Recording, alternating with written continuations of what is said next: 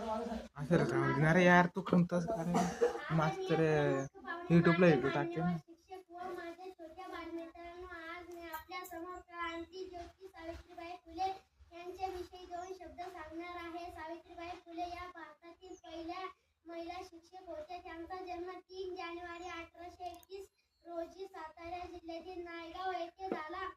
समाजातील स्त्रिया व दलित वर्ग शिक्षणापासून ठेवले जात असताना त्यांनी शिक्षणाचा दिवा पेटवला. महात्मा फुले यांच्या सहकार्याने त्यांनी 1848 रोजी पुण्यातील बुधवार पेठेत मुलींची पहिली शाळा सुरू केली. त्या काळात मुलींना शिकवणे हे मोठे पाप मानले जात होते. सावित्रीबाई शाळेत जात असताना लोक त्यांच्यावर शेण दगड फेकत, पण तरीही त्यांनी हार मानली नाही.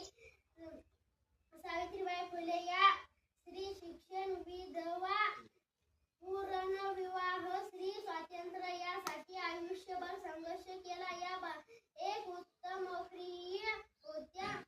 काव्य फुले हा त्यांचा प्रसिद्ध काव्य संग्रह आहे. सावित्रीबाई या फक्त शिक्षक नव्हत्या, तर आत्मसन्मानाने जगायला शिकवले. आज आपण शिक्षण घेत आहोत, यामागे सावित्रीबाई फुले यांचे फार मोठे योगदान आहे. जय भारत, जय जय हिंद, जय भारत.